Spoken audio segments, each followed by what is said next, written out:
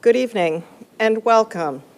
My name's Melinda Brown Donovan, and I serve the School of Theology and Ministry as Associate Director for Continuing Education. It's great to see so many of you here this evening. In July 2013, just a few months after he was elected, Pope Francis wrote a message to Muslims throughout the world, marking the end of Ramadan.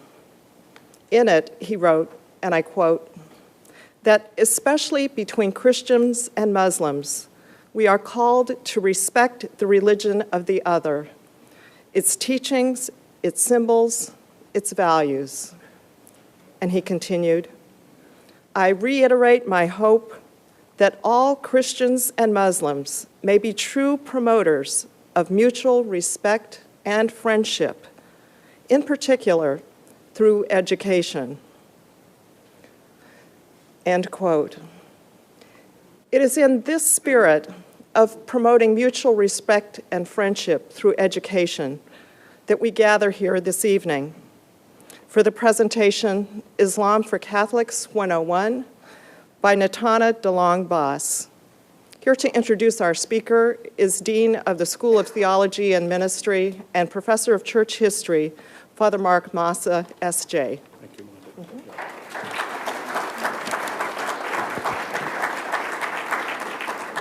Thank you for coming. As I spoke to some of you as you were coming in, I'm going to rewrite the Irving Berlin song to read, I'm dreaming of a white Easter. So we'll see. So we're delighted to have our speaker with us tonight. Natana DeLong Bas holds a Master of Arts in Arab Studies and a PhD in History from Georgetown University, a sister Jesuit institution to the south.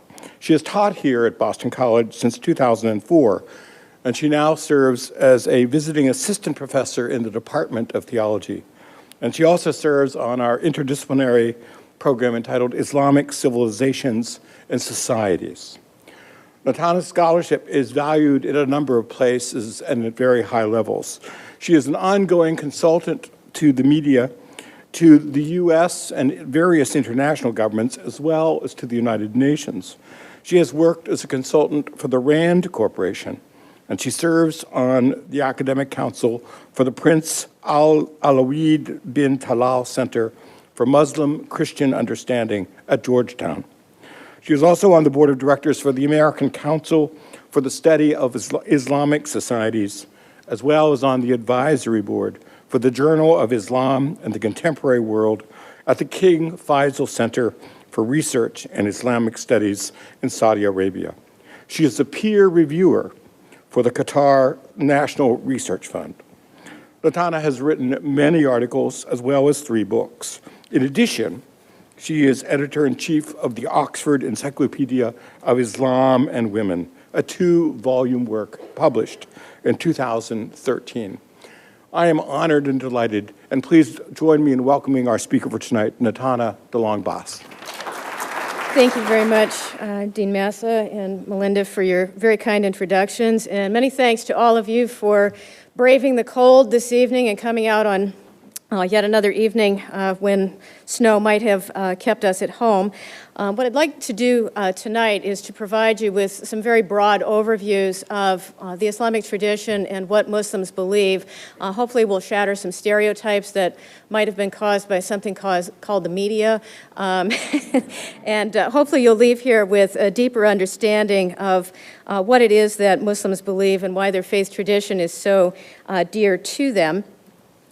And I thought we might begin with a little bit of math, just to make the point that Muslims and Christians combined, as of 2012, were about 54.7% of the global population. Today, it's closer to 61% of the total population. And I would suggest that that means that the well-being and future of the world really do depend on the ability of Muslims and Christians to find ways of working together to address global concerns and challenges. Oftentimes we hear Muslims say in the news, well, you know, Islam is a religion of peace, and then we hear other people say, well, no, Islam is really a religion of war. And so When Muslims express that they feel that Islam is a religion of peace, they're trying to tell you something about the Arabic language. Not to get into too many linguistics here, but Arabic words are formed on the basis of 3 root letters. And you'll note up here in the bold print that the words for Islam, the religion meaning submission, a Muslim who would be a person who adheres to the faith of Islam, and the word for peace, salam, all share those same 3 root letters of SLM. And so what Muslims are trying to convey is that submission to God is intended to lead to relationships of peace between God and oneself, between God and other people, and ultimately, hopefully, with the whole world. So this idea of submission is supposed to guide your relationships with others. Muslims believe that a book called the Quran is the final, perfect, and complete revelation that God gave to one individual, the Prophet Muhammad, directly over a period of 22 years in the Arabic language. It may interest you to know that the purpose of the Quran was actually to confirm and reaffirm prior revelations. And the Quran often talks about the Torah, the Psalms, and the Gospels as genuine revelations that were received from God and given to humanity. The concern was that there seemed to have been perhaps some errors and omissions or perhaps misinterpretations that were introduced over time. And this is why God revealed the Quran to sort of correct those problems once and for all. Muslims often say that the Quran is inherently pluralist, meaning that it recognizes more than one faith tradition as being true, because there are verses that talk specifically about Jews, Christians, and Sabians as people who will go to paradise in the afterlife if they live out the teachings of their faith traditions. So it's not a call for them all to convert to Islam, but to be faithful to the faith traditions that they do adhere to. It also talks about how God could have made everybody exactly the same, but that God likes diversity and that God created diversity with a purpose. And the purpose was so that different tribes and nations and groups of people could come to know one another. In other words, human beings were created with the intent of living in community and building relationships with each other rather than maintaining separateness. When Muhammad received the revelation, it was spoken to him through the angel Gabriel, and yes, this is the same Gabriel who appears in the New Testament to make the announcement to the Virgin Mary of the pending conception and birth of Jesus. Muhammad said sometimes it was very easy for him to hear what the angel was saying, and sometimes he had to listen really, really hard because there would be other noises like bells or clanging in the background, and he really had to work hard to listen to what was being revealed to him. Muslims believe that the Quran is literally the word of God spoken to Muhammad, and that is part of the reason why there has been some reluctance among Muslims to subject the Quran to the kind of historical and literary criticism that oftentimes occurs with respect to the Bible. Anybody here read the Bible in its entirety? I'm Lutheran, so that's just part of what we have to do growing up. I was very shocked to learn from a Muslim friend of mine early on that the coming of Muhammad was actually foretold in the Bible. I said, really? Because I don't remember reading that part. Could you tell me where it was? I said, no, it's in the Gospel of John. It's chapter 16, verses 5 through 13, if you're interested. And this takes place on the night of Jesus' betrayal, just shortly before his arrest. He speaks to his disciples and he says, "Now I am going to him who sent me. Yet none of you asks me, 'Where are you going?' But because I have said these things, you are filled with grief. But I tell you the truth, it is for your good that I'm going away. Unless I go away, the counselor will not come to you. But if I go, I will send him to you. And when he comes, he will convict the world of guilt in regard to sin and righteousness and judgment. In regard to sin, because men do not believe in me. In regard to righteousness, because I'm going to the Father, where you can see me no longer. And in regard to judgment, because the prince of this world now stands condemned. I have much more to say to you, more than you can now bear, but when he, the Spirit of truth, comes, he will guide you into all truth. He will not speak on his own, he will speak only what he hears, and he will tell you what is yet to come. Christians understand that to be a reference to the Holy Spirit, the Paraclete, but Muslims, when they hear that passage, think about how the Quran was spoken to Prophet Muhammad and that he spoke only what he heard. He was known as a counselor during his own lifetime, and he was someone whose message very clearly focused on warning of the judgment that was to come and condemnation of the ills of this world, not simply in terms of worshiping false idols, but also in terms of the widespread social injustice that existed at his time. Like Christians, Muslims historically have debated what the best method of interpreting the Quran is, and there seems to be a tendency when we interpret our own scripture that we do this in a polysemic way, that we recognize that there may be multiple meanings to any text. There are different ways in which you can read it, but when we read somebody else's revelation, oftentimes we tend to read it very literally and assume that what it says literally is what it means, and that can lead to sometimes some unfortunate interpretations. And so I do want to assure you that there are many Muslim scholars who engage in polysemic interpretations of the text. It's not always literally, but they look to see how a particular theme might fit with respect to the entire Quran. They will look to see how particular terms are used throughout the entire text so that you're not allowing one verse alone to offer you the final word on what the text actually says. There's attention to looking at themes, which themes are the most important, which ones are talked about the most, and what might that indicate to us as to what we should think about it.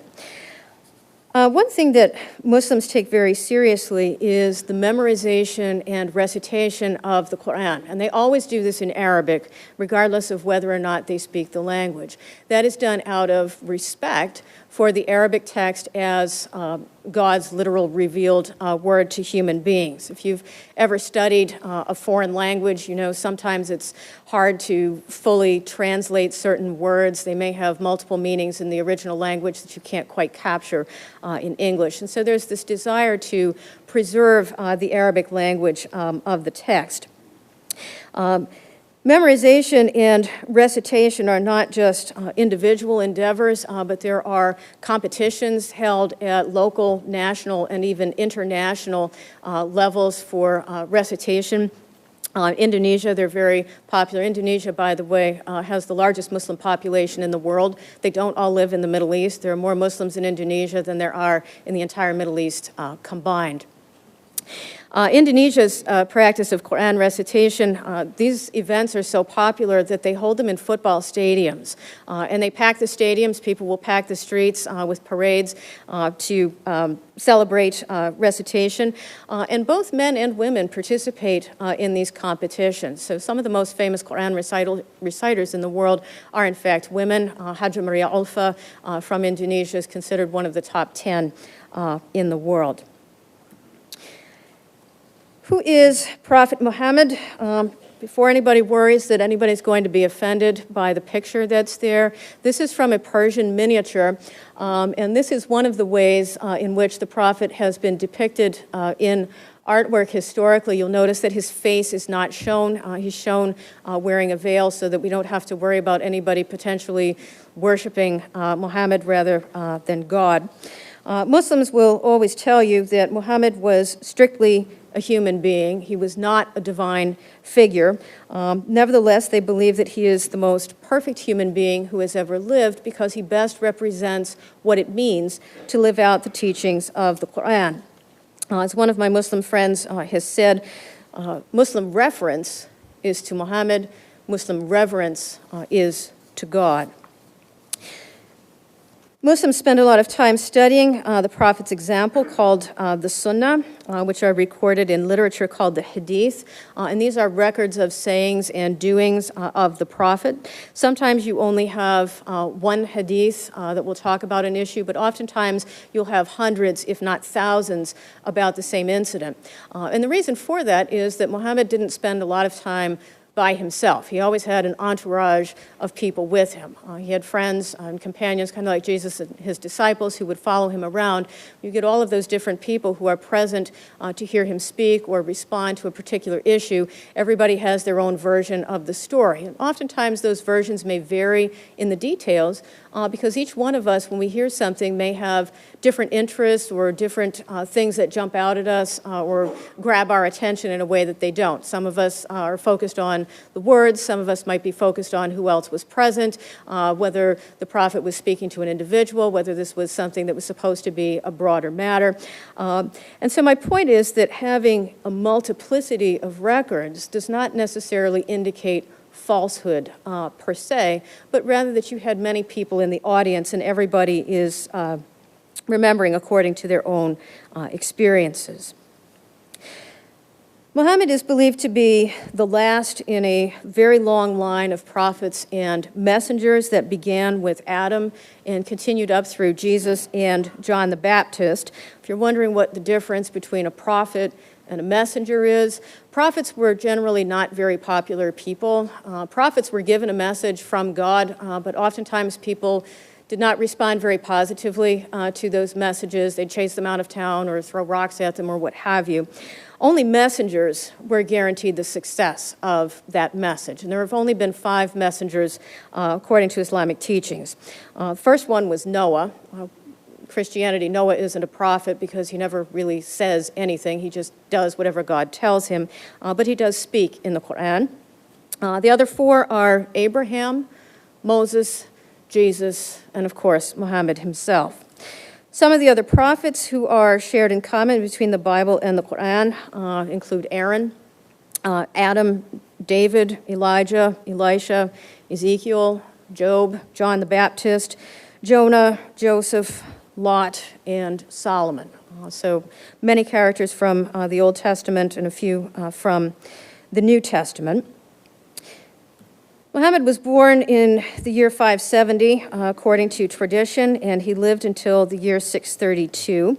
He only began receiving prophecies in the year 610 when he was 40 years old.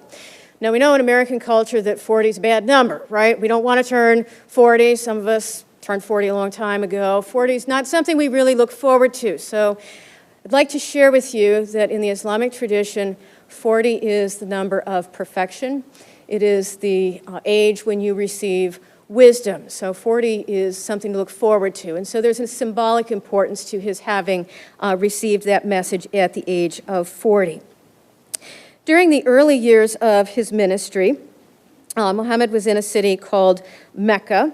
There are some scholars who have noted that the more universal message was revealed during that time. There's a lot of talk about the coming day of judgment, the idea of there being an afterlife, the idea that the actions that you undertake in this lifetime matter in a very eternal way. It's also very interesting that during that time period, violence was absolutely forbidden to the Muslim community, even in cases of self-defense. And that was an important prohibition because this early Muslim community was under physical attack very frequently, including the Prophet himself. Sometimes it was the lady next door who liked to come and throw rotten tomatoes at him on a daily basis. There was another not terribly nice neighbor who would come and dump garbage over his head on a daily basis. There were some early Muslims who were persecuted and even killed because of this new faith tradition. So the idea that for these first 12 years of his ministry, violence was forbidden and nonviolence was the norm. People were encouraged to engage in conversation and dialogue is a very important part of the tradition that needs to be recaptured today when it seems like Muslims are always associated with violence, terrorism, and extremism on the TV set. In the year 622, Muhammad was invited to come to another town called Medina. And he was invited there because this town had been caught up in tribal warfare of the worst variety. This was a culture in which a harm that was caused to one tribe had to be avenged by the tribe that had experienced the harm. And so you had these cycles of violence and retribution that would begin, and more people would become involved. And by that point, Medina was in a situation where the tribal warfare was so bad, nobody knew how to stop it. But they had heard about this guy Muhammad in Mecca and his abilities as an arbitrator, that he was somebody who could find solutions that would help to stop the killing and stop the warfare. And so he was invited to Medina to come and arbitrate this situation and ultimately to take over as head of state. And so it's during these last 10 years of his ministry that his job description changed. He wasn't just a prophet anymore. But now he had taken on some of the roles of a head of state. That meant that he had to issue legal rulings. That meant that he was responsible for the security of all of the people who lived in Medina. And it was during this time period that God permitted the Muslim community to engage in the use of violence, but only for the purposes of self-defense. The Quran is very clear that violence is never to be used offensively. It can only be used when the community is under attack or under the threat of imminent attack. It's also very important to note that during this time, not everybody who lived in Medina decided to convert to Islam. The pagan tribes remained pagan. There were certain Jewish tribes that lived there who remained Jewish. But what they did was they all signed a pact together, and this was a security agreement, that if any one of those tribes was attacked by the outside, everybody who had signed on to that pact agreed to act in defense of that community. Muslims refer to this as the Pact of Medina or the Constitution of Medina, and will often say that this is really the world's first written constitution. So it's a point of pride for many of them. Some of the controversies we hear with respect to Muhammad have to do with his use of violence. Yes, he was a military leader. Yes, he did fight in battles. As I said, part of that was because of his position as a head of state. Once an alliance had been, a treaty relationship had been established with the tribes in Mecca that had been persecuting the early Muslims, though, he was willing to engage in a treaty relationship with them and lay down arms. So the purpose of his fighting was not to annihilate the enemy and wipe them off the face of the earth, but rather to bring the enemy to a point where they could start to negotiate what kind of relationship they could have so that peaceful relations and certainly commercial relations could be restored. Second point with respect to Muhammad is that most of the time when we think about Muslims, we probably think about the Middle East, and we think about some governments that maybe aren't the nicest, authoritarian dictatorships might come to mind. And so it's very interesting that the Prophet himself was known for ruling through shura, or consultation, and working to achieve ijma, or consensus. He didn't just issue decisions on his own.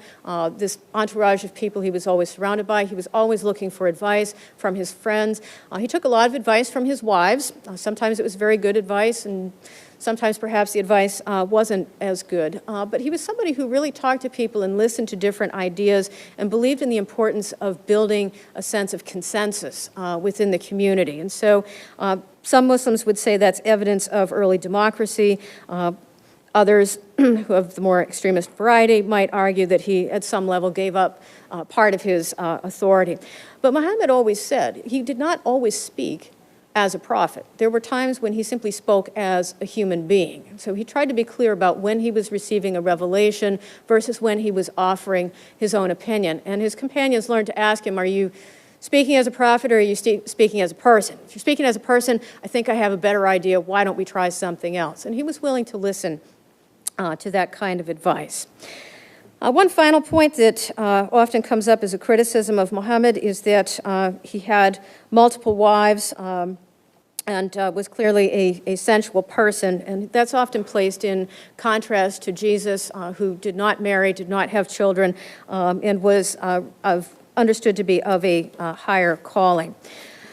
Muslims point to Muhammad's role as a family man, somebody who was married and had children, as one of the things that helps to make him very relatable to them, that he was somebody who experienced the joys and the challenges of marriage. Children, I have 2 teenagers, they can be very challenging at times, and so he understood this at a very practical level. One thing that's often not mentioned is that his first wife, Khadija, he was married only to her during her lifetime, and he only began to marry other women after she died. The first wife he married after her death, he married because the community had decided that he needed a new wife to keep house for him and to keep him company so that he wouldn't get lonely.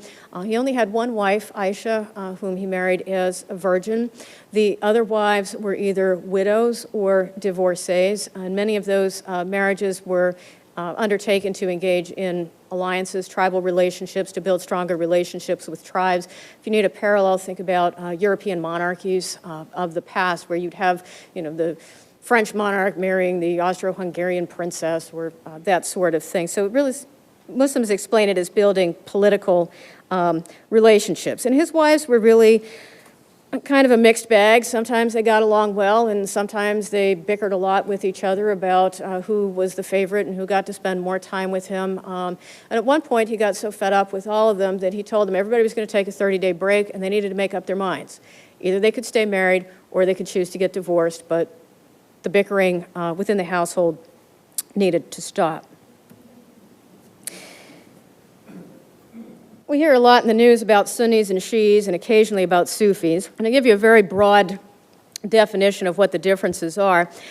Muhammad was a human being. Human beings die. And when he died, that left the community in a real quandary. Who was going to lead the community after his death, and in what capacity? He was supposed to be the last of the prophets. And so the majority, the Sunnis, decided that the appropriate model would be to choose a successor called a caliph. And this person's job was to serve as a political leader. This person was not necessarily a hereditary descendant of Muhammad. One of them was, the 4th caliph, but the first 3 were not. The job of the caliph was to serve as this political leader. He was expected to continue to engage in consultation with the community and to lead the community forward. Sunnis refer to the first 4 caliphs as the rightly guided caliphs. These were people who had been Muhammad's close companions, and therefore it was felt that they were the people who could best answer WWMD, what would Muhammad do, because they knew him. And they had spent time with him, so they had a certain level of knowledge and interaction with him that was unique to that time period. After that last caliph, unfortunately, you moved to a different generation that heard other people's memories but didn't have those memories personally. And I should mention that being a caliph was kind of a dangerous job because 3 of them got assassinated. So there were issues and concerns about the appropriate leadership in the aftermath. Shiis, on the other hand, and they constitute the minority. Sorry, this map is a little bit fuzzy, but I wanted to give you an idea of what the percentages of Sunnis and Shiis look like. Shiis believe that the appropriate leader for the community had to be a male descendant of the prophet.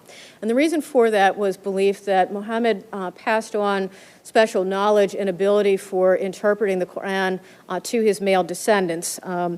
It got a little cagey in the early days because Muhammad did not have any sons who survived infancy. He had a couple who died as babies, and so the imamate passed to his cousin, his male cousin, who was his closest male relative, who also happened to be his son-in-law because he was married to his daughter Fatima. Happily, they had 2 sons, Hassan and Hussein, and so you had direct male descendants after that point.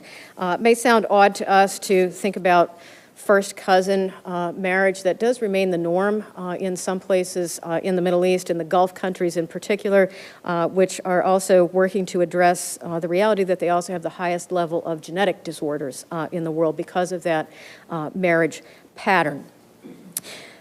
Shiis ran into a bit of a problem with the imams.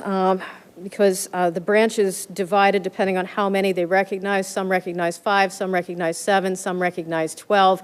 Regardless of the number, at some point, there was no longer an imam on earth. The Twelvers are the largest group. They believe that the 12th imam did not die, but went into this sort of mystical occultation, and that he will come back at the end of time to defeat the Antichrist, the Dajjal, it's called in Arabic, and to co-rule with guess who?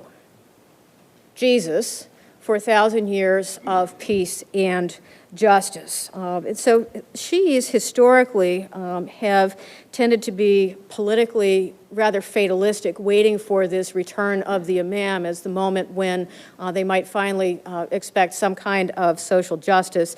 That changed in the 1970s in Lebanon with Imam Musa al-Sadr, who encouraged them to take a more activist approach. So just as oftentimes as we have in Christianity folks who seem to believe that God is not going to send Jesus back for the second time unless we hurry up and do something to create the conditions to make that happen. There are some Muslims who also believe that they have some kind of responsibility to create certain conditions that would make it possible for God to take that kind of action. Sufis, very briefly, represent the mystical tradition in Islam. So these tend to be people who are more focused on spirituality, generally speaking, than they are on doctrine per se. They have been responsible for much of the creative production in Islam because one uses creative and artistic methods to try to connect spiritually with the divine, so the use of music, dance, poetry, chanting of particular prayers or phrases. The idea is to open this connection with the divine, not just for yourself, but also then so that you can pass this along to other human beings, to kind of be this connection between heaven and earth. I often hear in the news that there are two kinds of Muslims. There are the bad Muslims we don't like, and those are the terrorist, jihadi, Wahhabi, Salafi, nasty ISIS-type people that nobody likes because they're very politicized and have very rigid understandings of doctrine. And then we have the Sufis, on the other hand, who are always portrayed as being tolerant and peaceful and loving and compassionate and wonderful. And I simply have to shatter that stereotype by telling you that that's not always been the case. If you look at the 19th century anti-colonial movements throughout North Africa and Southeast Asia, they were largely led by leaders of Sufi orders because they had the popular connections, they had the network of lodges to go to, and they were financially independent from the state. So they had resources that were available to them that allowed them to very effectively fight against colonial regimes, probably the most famous case being in Algeria. It took the French 32 very bloody years to conquer Algeria because of Mir Abdel Qadir.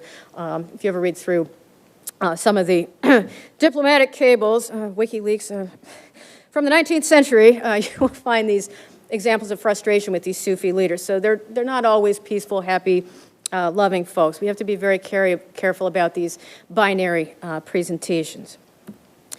So what is it that Muslims all believe in? Muslims have these things called the 5 pillars. And all 5 of these pillars, the point that unites them is that they are very community-focused. Pillar number 1 is the Shahada, or the declaration that there is no God but the one God. And that's followed by a statement that Muhammad is God's messenger. So this is recognition of the Quran as God's revelation to the prophet. It's a statement of absolute monotheism and a statement of belief in revelation. When you proclaim the Shahada, this marks your entry into membership in the Muslim community. So if you need a Christian parallel, that would be baptism, when you become a member of the church. You are supposed to make your Shahada in front of 2 witnesses because this is a public statement, a public act that you are joining into this community. And if you're worried that you may not be able to find 2 Muslims near you, you can go to IslamicCity.com, which will set you up with a teleconference with 2 Muslims in some other city so that you can proclaim your Shahada. And they have a little runner on the left side of the page that indicates brother or sister so-and-so proclaim the Shahada at such and such a time on such and such a day so that you can statistically keep track of this. Second pillar are the 5 daily prayers. The music you heard at the beginning was actually the Sunni call to prayer. If you ever visit the Muslim world 5 times a day, you will hear that call coming from the minarets. And the idea is that it's an invitation. It's not supposed to be something you force people to, but it's an invitation, something that calls to you. Sometimes we hear, oh my goodness, they have to pray 5 times a day. That seems so burdensome. That's a lot of praying. Well, life is all supposed to be prayer at some level. But what's the deeper purpose behind 5 daily prayers? You pray first thing in the morning, noon, mid-afternoon, at sunset, and in the evening, so that all throughout the day, you are remembering God. This is about keeping God as a very active presence in your life. And it's not intended to be a burden. Prophet Muhammad said that Islam was not sent to be a burden to people, so there are exceptions to the rule. If you happen to be away on travel, for example, you're allowed to collapse the prayer times into 3 times of the day. You still want to say your 5 prayers, but you do it in 3 time slots. Shiis tend to do that on a regular basis to kind of distinguish themselves. What happens if you happen to be in outer space? This is a picture of Prince Sultan bin Salman. He's the son of the new king of Saudi Arabia. He was the first Muslim and first Arab to go to outer space. He flew with the Challenger in 1985. He was a payload specialist. And I had the opportunity to interview him about that experience. And, well, how did you do it? How do you pray in 0 gravity? How do you know what direction to turn in? You're supposed to pray facing Mecca. What time frame do you use because you're orbiting the Earth? He said, well, he had to talk to some of the religious scholars about these things, and it was determined that because he had taken off from Cape Canaveral, that he would follow whatever the timing was in Cape Canaveral. He said when it came to finding the direction of Mecca, he ended up having to look out the window to see where it was on the earth from where he was, but he said the hardest part was the prostration. Because as you can see from the positions there, Muslim prayer is actually physically very involved.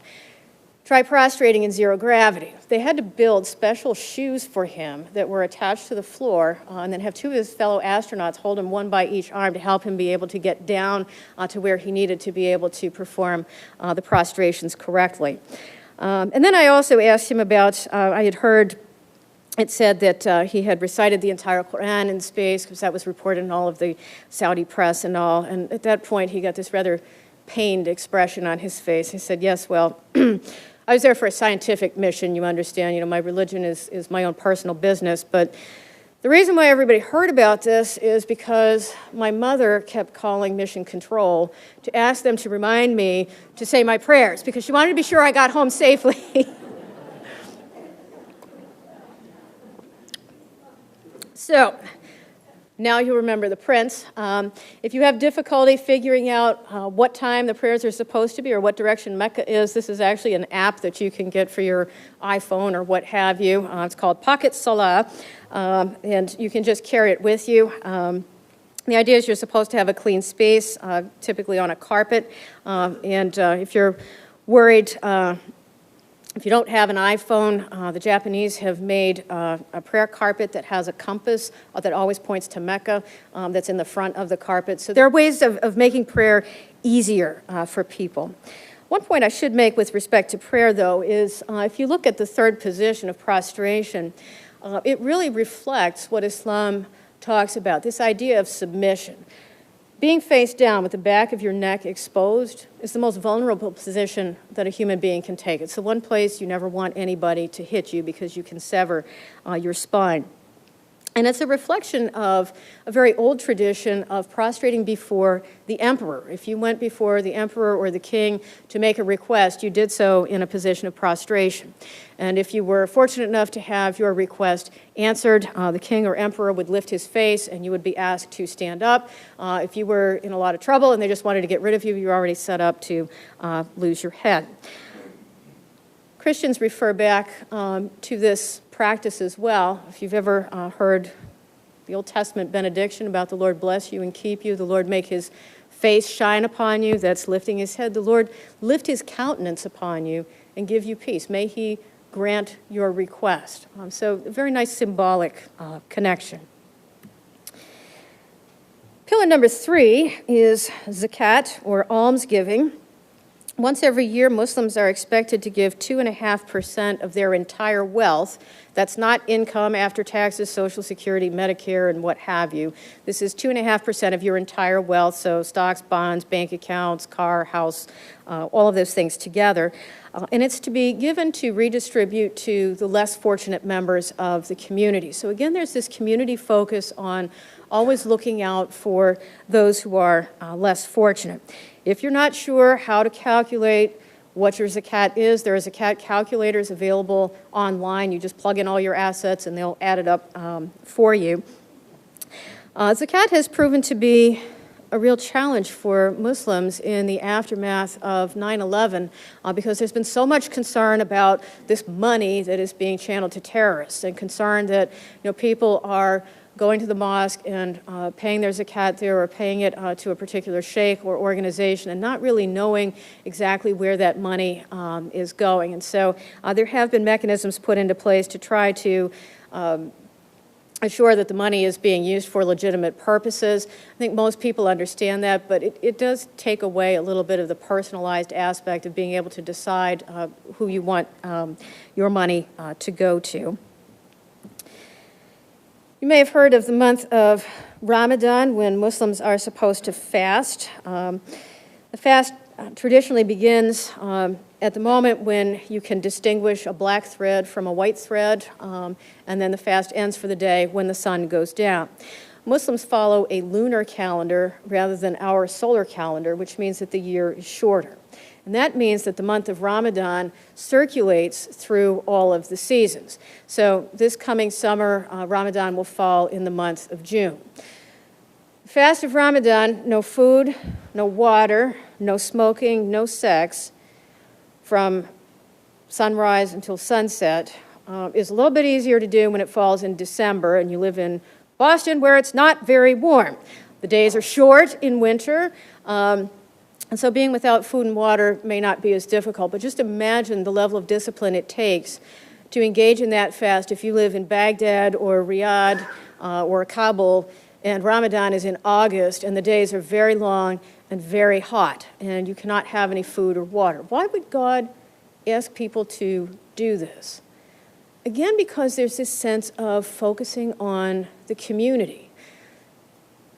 It's the possibility of experiencing for yourself what it's like to be hungry and thirsty on a daily basis. The difference for you is it's going to end in 28 days.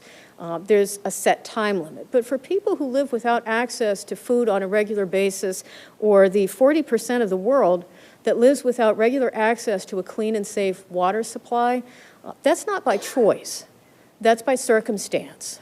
And so the idea behind this fast is that it's intended to help you feel more empathy for those who are less fortunate, and hopefully be motivated to do something to help and change that.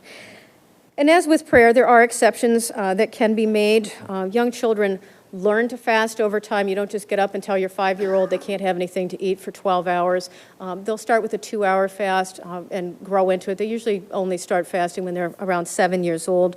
People who are elderly, diabetics who have to maintain a certain blood sugar level, you don't want to have your ups and downs and crash.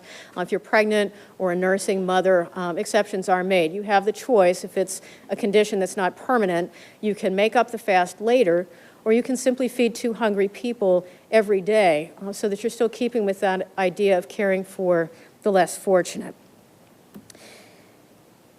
Ramadan ends with the Eid al-Fitr, which is one of the important Muslim holidays. It tends to be a 3-day celebration that might be comparable to Christmas for us, because people visit each other and exchange gifts. Pillar number 5 is the Hajj, this pilgrimage to Mecca that Muslims are expected to make once in a lifetime, as long as they are physically and financially able to do so. Prayer is always made in the direction of Mecca, so visiting this location that you've been praying toward your entire lifetime it's a very powerful experience for Muslims who are able to attend. The Saudis describe the logistics behind planning for Hajj as being comparable to hosting 30 Super Bowls in which everybody attending is actually playing the game, because you've got 2 million people who come every year. Everybody does the same set of rituals over a 10-day period. So it's being in congregation. It's probably the largest religious gathering in the world on an annual basis. You don't go on Hajj alone. You always go with a group of people. I've included a couple of pictures here because the way you dress is expected to show humility and equality of all persons before God. Men wear 2 very simple towels that are not sewn together. And the idea is that when you are on Hajj, you're really practicing for Judgment Day. You're in the presence of God. And when we're in the presence of God, all of the earthly trappings that we normally have are stripped away from us. Our wealth, our status, our titles, all of those things, you're really stripped down to the bare basics. And God sees you for who you are and looks within your heart, because that's really what matters to God. And so on this pilgrimage, the idea is that everyone is supposed to be equal. The clothing is referred to as ihram, but ihram is also a state of mind. You're not allowed to lose your temper when you're on Hajj. If you do, it invalidates the entire experience. You're not supposed to engage in grooming or sexual activity on Hajj either, so that you can really focus on God. There's also a celebration at the end called the Eid al-Adha, and this is the Feast of the Sacrifice. Most of the Hajj rituals actually reenact events from the life of Abraham. So you have this running back and forth between the hills of Marwa and Safa that are an imitation of Hagar's running looking for water to give to her son so that he wouldn't die in the desert. All 5 of these pillars are required of all Muslims, both male and female. There's this idea that everyone has the same responsibilities toward God, and everyone will be held equally accountable and can expect the same level of reward. So we got those 5 pillars, and we seem to be missing something. Namely that's not one of the 5 pillars. That's not something that all Muslims are required to do. There are some Muslim scholars, activists, militants who are trying to make jihad some sort of unofficial 6th pillar. But jihad itself does not mean holy war. It's really about striving and struggle and effort. And Muslims will talk about this inner greater jihad versus the outer lesser jihad. And the most important jihad is the one within yourself, to live a righteous life, to be a pious person, to live by the teachings of the Quran. The outer or lesser jihad is one that is only supposed to be engaged in defense of the Muslim community, but it doesn't have to be through the use of violence. Feeling bad about something in your heart and being concerned about social issues is also a method of engaging jihad. Writing articles, op-ed pieces, bringing attention, writing a blog would be another method of this outer jihad. Jihad of the tongue, speaking out, providing education for people about what the faith tradition actually teaches. And then you have jihad of the hand. It can be of the sword, but there's also this idea that you personally get involved and get your hands dirty in fixing whatever it is that is wrong with injustice. Perhaps one of the most important things that certain parties need to be reminded of with respect to jihad is that the whole purpose, if you are fighting this as a violent militant activity, is that your goal is to end the conflict. Your goal is to end the fighting. It's not to annihilate the enemy from the face of the earth. Your goal is to establish a treaty relationship. That's what Prophet Muhammad did, and that's really what the goal is supposed to be. Treaties can be established for any period of time. Typically, they're for 10 years. They're always renewable. Just because 10 years is up doesn't mean that it has to be over. It's still possible to have a relationship. There are some Muslims who are really trying to reclaim jihad in its true meaning from the militants. So they're engaged in what some of them call jihad al-madani, civilian jihad. This is actually a Twitter campaign with the hashtag #MyJihad, where people are invited to explain what they understand their personal striving or effort to be and what they're trying to do to make the world a better place.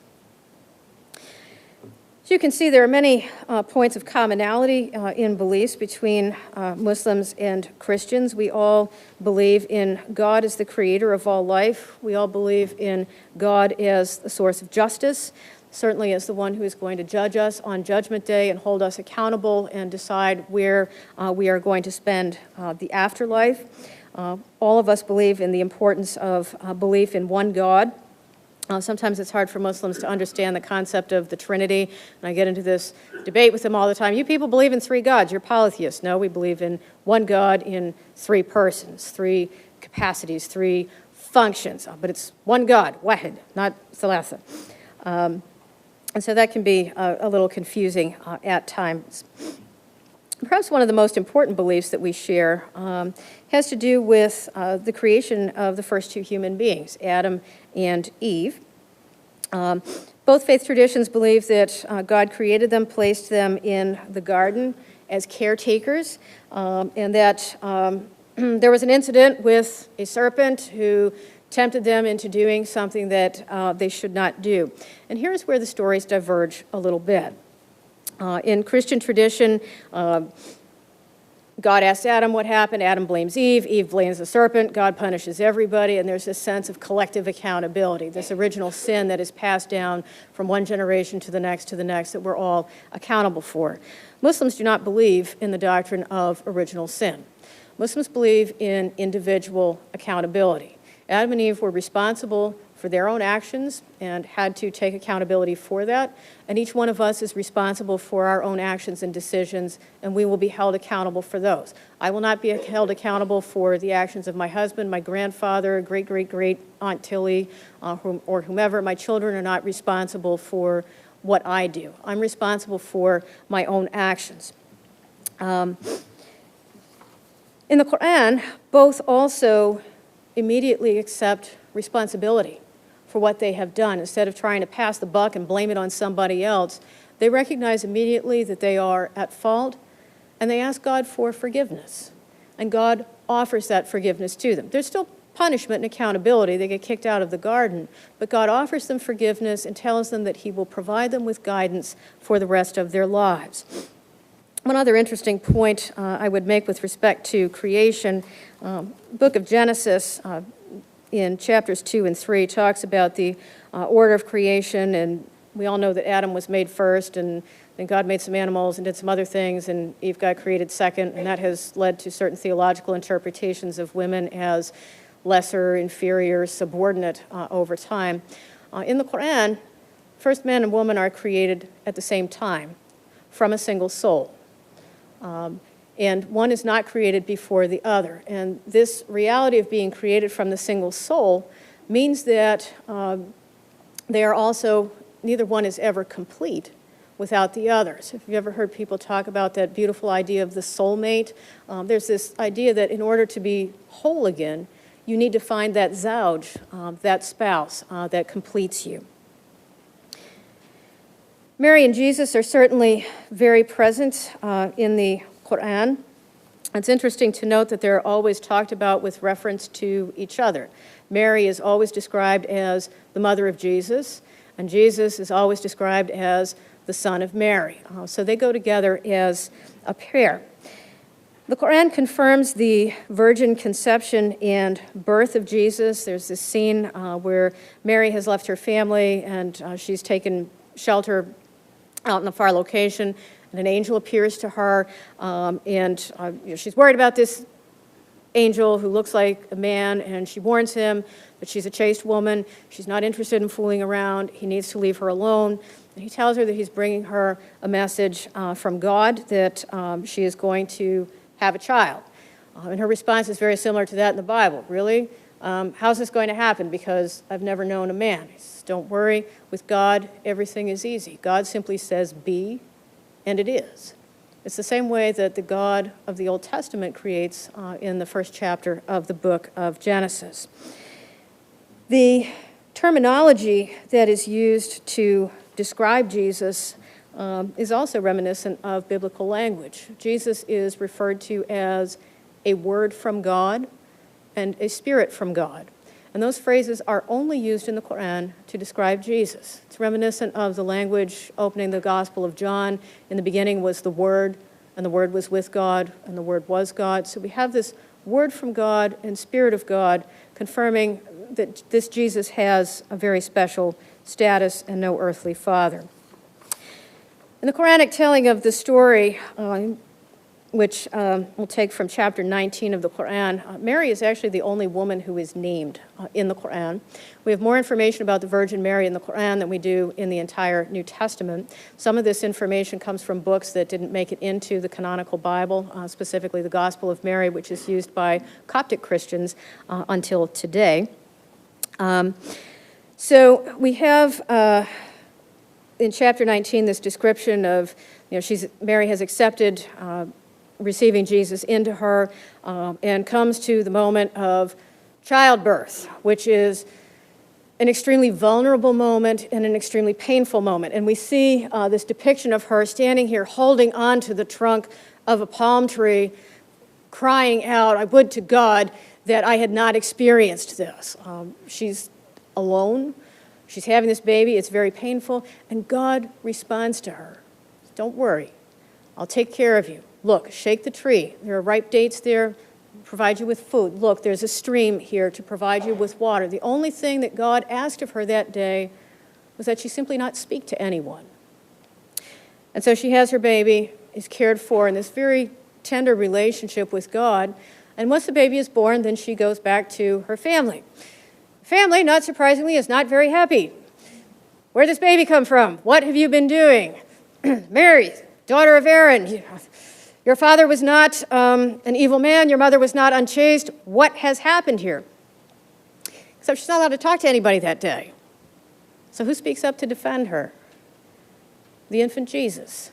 One of his miracles in the Quran is to speak as an infant, and he speaks up to defend his mother, to defend a woman who has been falsely accused of unchastity. What do Muslims believe about Jesus? They believe that Jesus was a word from God and a spirit from God, but not the Son of God. This is probably one of the biggest differences between Islam and Christianity. For Muslims, the understanding of God is that God is completely separate from human beings. And so the idea of God having a son, which always seems to be interpreted literally, that's not something that God would do because God is not human like us. Muslims also do not believe in the crucifixion, death, and resurrection of Jesus, which are certainly pivotal to Christianity. And the reason for that goes back to that discussion of individual accountability. If we are not collectively responsible for the sins of other people, then it would not be possible for one individual to engage in one all-atoning sacrifice to save all of humanity.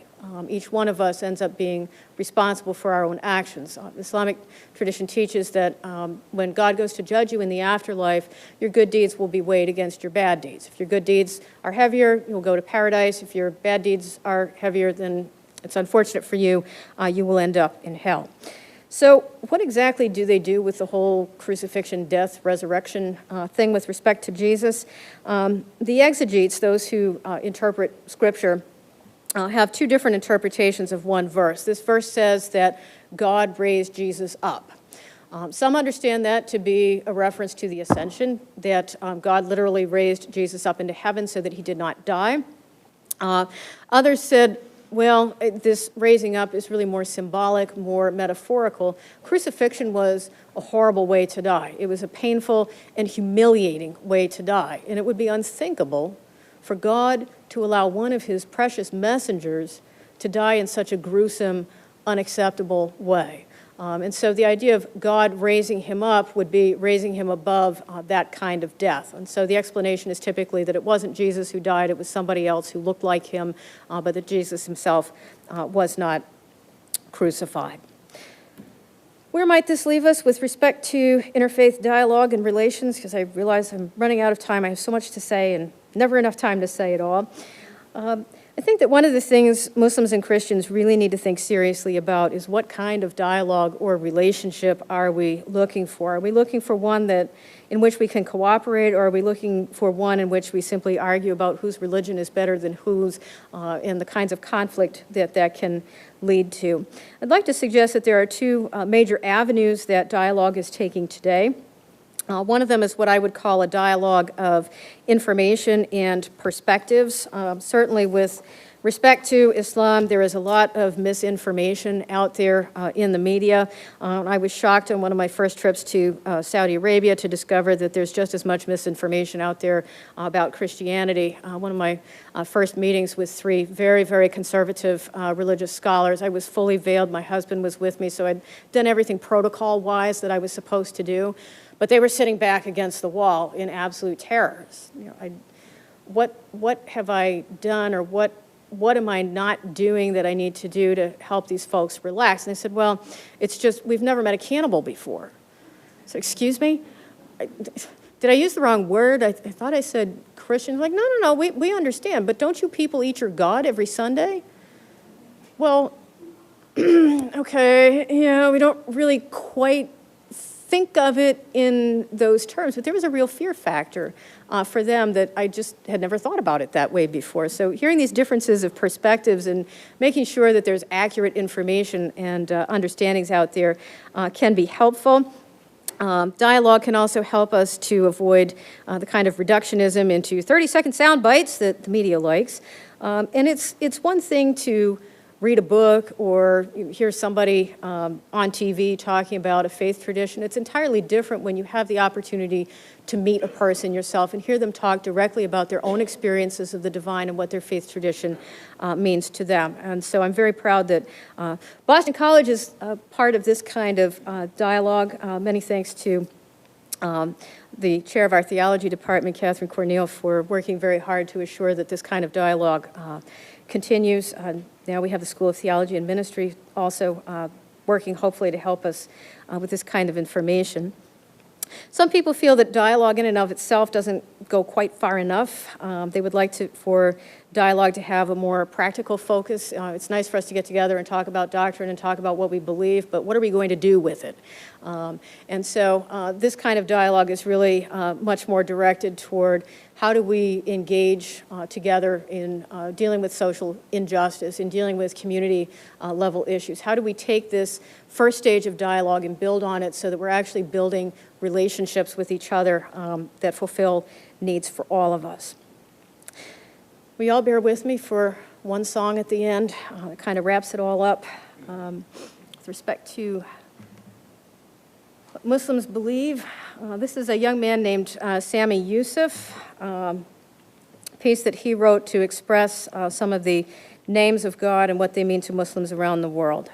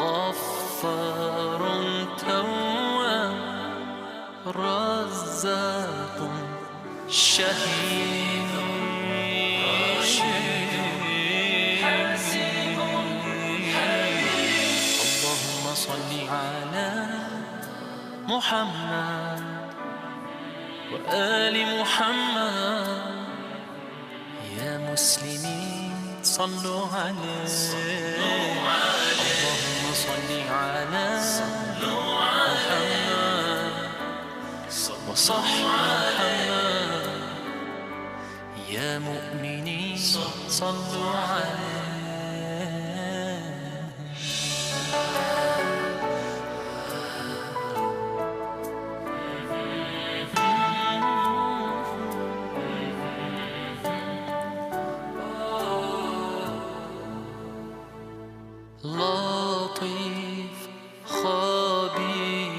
سميع بصير جليل راقب مجيب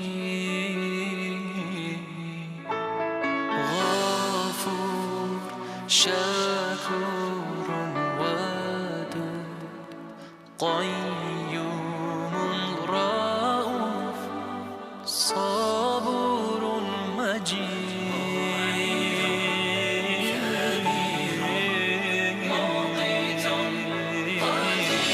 اللهم صل على محمد وآل محمد يا مسلمين صلوا عليه اللهم صل على محمد وصحبه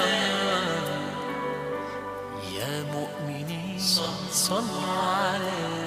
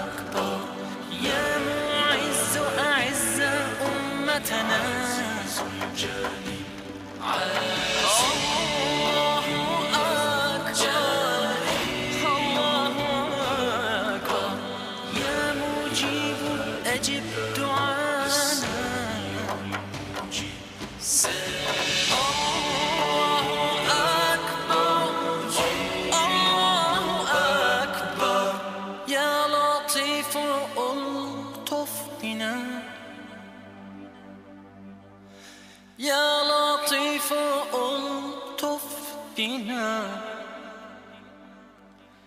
يا لطيف ألطف بنا ألطف بنا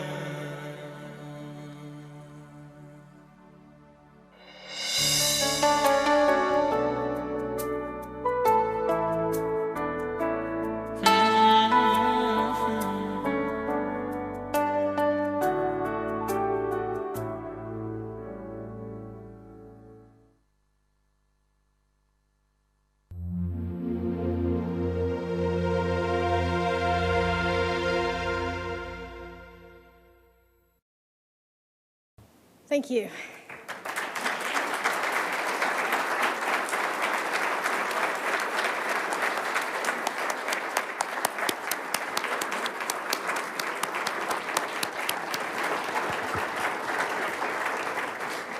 Thank you very much, Professor. She has agreed to take some questions in our remaining time. Can you just say something briefly about the Sunnah? You mentioned the Sunnah as part of a company's revelation as an important factor along with the Hadith. Okay, so the Sunnah is actually recorded in the Hadith, and the Sunnah refers to the Prophet's example, and that can refer to any number of things. It can refer to how he interacted with his family members. We know how he brushed his teeth. We know how he issued legal rulings. We know how he engaged in warfare and some of the kinds of rules that went with that. So the Prophet's example covers, the Sunnah covers a wide variety of territory. Part of the question for contemporary Muslims is, how do you best follow that? Do we look for the kinds of values that he embodied? So, for example, one big debate with respect to women's rights has to do with domestic violence. And the Prophet never hit any of his wives and actively discouraged his companions from doing so. So he's looked at as a very positive example of a husband. Must one follow literally exactly everything he did in order to go to heaven? If you don't brush your teeth exactly the same way that he did, does that mean that God's going to say, sorry, you don't quite meet the mark? It really depends on who is interpreting. Some of the most tedious, I'll say, theological literature I have read has been from Saudi scholars ruling on exactly those kinds of issues. And oftentimes the questions are very minute, like with respect to prayer, is it permissible to move your index finger in a particular way? And they'll look back to the prophetic example and go through the hadith to find those. I think the broader tendency today is to really try to recapture values and reinterpret those in ways that make sense for the contemporary era. Boy, we have lots of questions. Somebody want to grab a microphone or pass it around? Yes, Professor, two things briefly strike me. One, if I understood you correctly, you were speaking about, in Muslim, the creation of humanity. You mentioned the complementarity of man and woman. It would seem, if I'm not mistaken, it would seem that's not absent in Genesis either. Genesis 2, as you know, they probably know two creation accounts. Yes. First two chapters of Genesis, and wherever in Genesis 2 speaks of, when the man is made and then all of creation is paraded before him and none proved to be a suitable partner for the man, and then, coming to woman, this one is bone of my bones and flesh of my flesh. It would seem that particular text of Genesis would point to male-female complementarity. I would agree with that point, and what I do mention to my students in that particular account is that the idea that God took this rib out of the man to make woman from that means that the man always has a piece that's missing from him, and that he can't be complete again until he finds that partner and is put back together. And with respect to the two stories of creation in the book of Genesis, the discussion in the first chapter of Genesis, I would say, is actually a closer parallel to the Quranic telling because it doesn't talk about God making man first and then other things happening, but it really talks about God creating them both. It seems at the same time that male and female, he created them. And there are three different ways in which it is stated that would tend to make that point.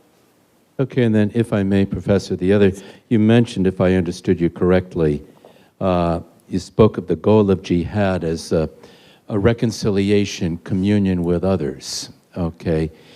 Is that at odds at all with the Muslim focus on individual accountability rather than collective accountability that you spoke of? Do you see what I'm saying? Not quite.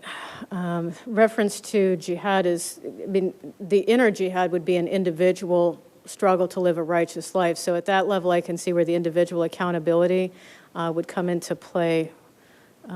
Is that what you were asking me?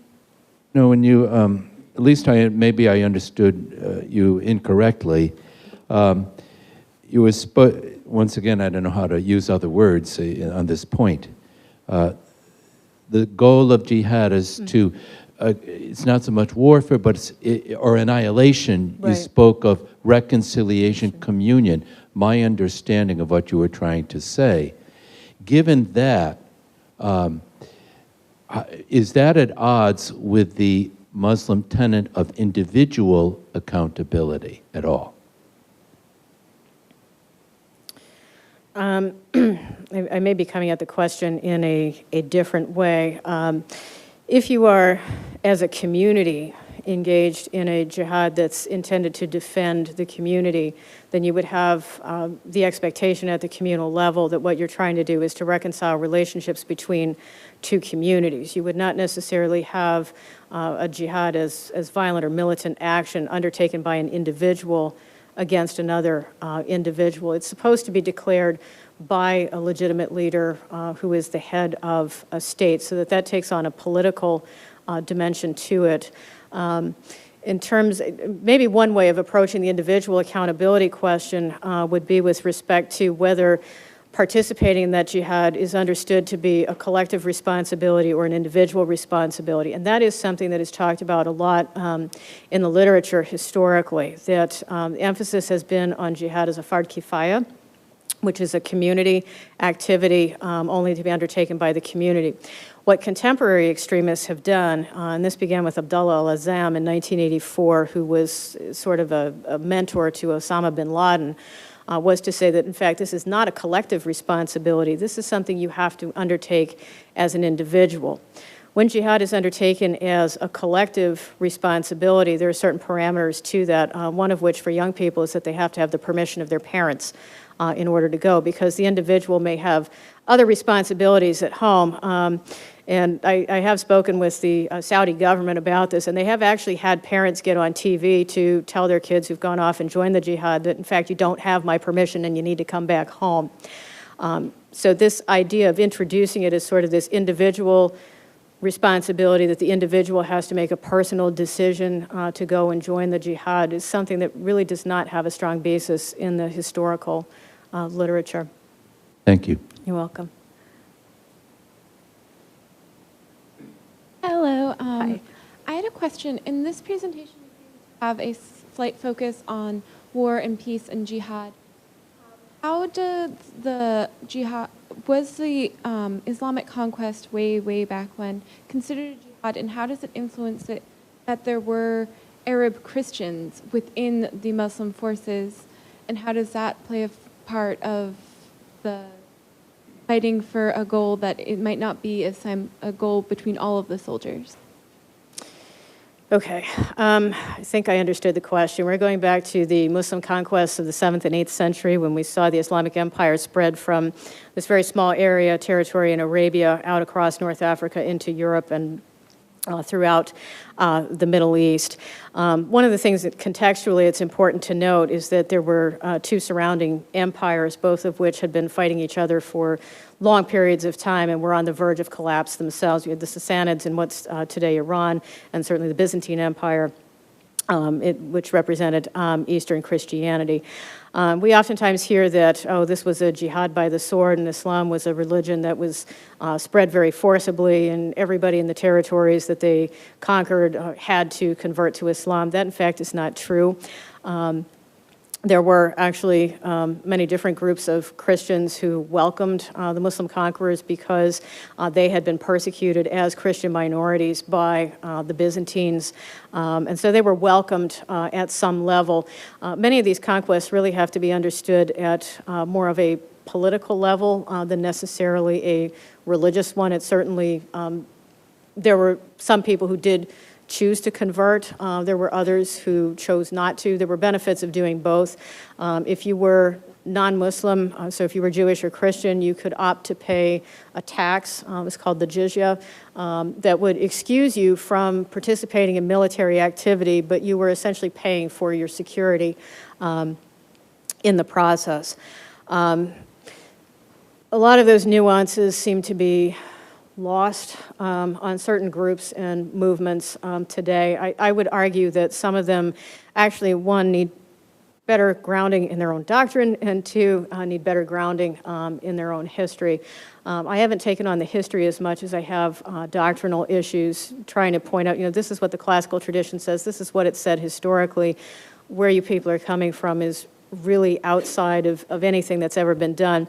And that carries a certain weight because bid'ah, or innovation, is something that people who are more literal in their interpretation would understand to be absolutely forbidden. So if you accuse them of doing something really innovative, it puts them on the defensive. Just dealing with doctrine is not going to be enough to take the teeth out of ISIS, obviously, but there is a sense and a level at which the doctrinal issues do need to be addressed, not just with ISIS, but also for global populations, and trying to understand why this is such an anomaly rather than an accurate historical trajectory that's been seen before. Welcome.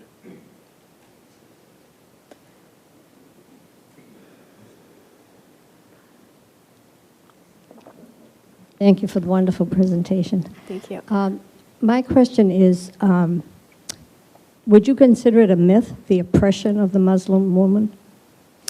That was unfortunately a part I didn't get to, but I'm really glad that you asked it because there are certain images and stereotypes that we have.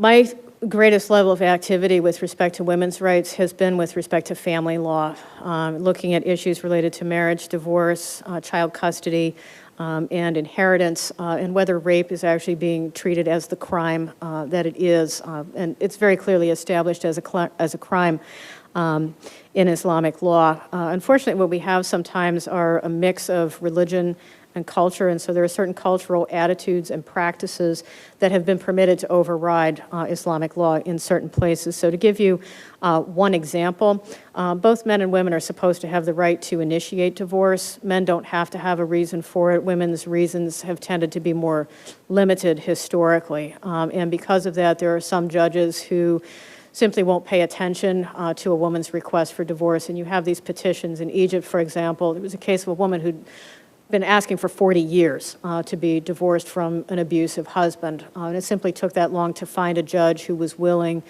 to accept that as grounds for divorce. So there are times when, in practice, it's not faithful to the way that it's supposed to be set up. Another example would have to do with marriage, that the husband is supposed to pay a dower, not a dowry. This is a dower that's supposed to go to the woman as her nest egg in the event of divorce or becoming a widow, that she's got some kind of financial means to fall back on. And that's important because there's no concept of joint property in Islamic law. So when you have a couple that's married, the husband has what's his and the wife has what's hers. So even if they're married for 30 years and own a house together, the house would only be under one name, and it's usually the husband's. So the purpose of establishing the dower was to provide financial justice for the woman in the event that the marriage ended. It's become popular practice in some places for the woman to offer it as a gift to her father, essentially turning it into a dowry rather than keeping it for the purpose for which it was intended. So there are definitely instances in which we could say that oppression exists and that certain rights are being violated. One other question that often comes up has to do with veiling issues. There are some countries that do require women to veil, Afghanistan, Iran, Saudi Arabia, most of the Gulf countries. If you happen to be from there, you have to veil. If you're visiting, it's kind of optional, but you may be taking a risk in some places if you don't. I don't look very Saudi. I veil when I'm there, and it's really more for my protection, and so that I can meet with conservative scholars who wouldn't be comfortable talking to me otherwise. But in other contexts where veiling is not something that's mandated by law, there are a variety of reasons as to why a woman might choose to wear a veil. It's not always because her husband is making her do it, or her brother, or her father.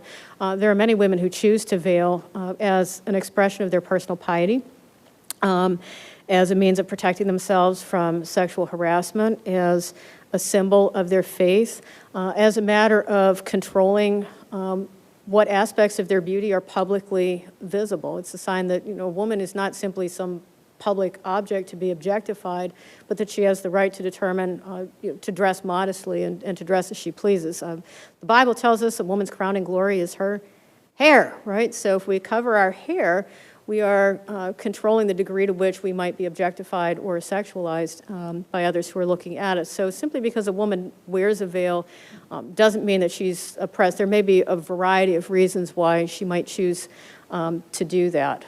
And hopefully in Western contexts, we're becoming a little bit more aware of it. Oftentimes it invites harassment. I would say that Muslim women have disproportionately borne the consequences of 9/11 because it's very easy to pick out the Muslim woman. Although I would note our sisters over on the side, there's really not that much difference between a habit and a hijab. And it's oftentimes the same principle. So it's a choice to express one's modesty and chastity. And for some reason, we respect it within Christian tradition, but we're a little less comfortable in Islamic tradition. You're welcome. Now 7 o'clock. Time flies. But Professor, I wonder if you'd say a few words about the books that the bookstore is selling back here. Oh, right. So I was asked if there might be additional readings that you could read that wouldn't be too long or too expensive, but that might provide you with a little more information. One of them is a very short introduction to Prophet Muhammad, give you more information about his role in Muslim life. There's also the results of the largest Gallup poll that was ever done of the Muslim world, what 1 billion Muslims really think. So it's based on statistics and a very strong series of surveys if you are interested in learning more. I didn't happen to write any of them, so I do not have any personal vested interest. I'm not getting a kickback with any of those sales. I was simply for suggested further reading if there were other things that you might like to look at. Thank you very much. That was a very informative presentation.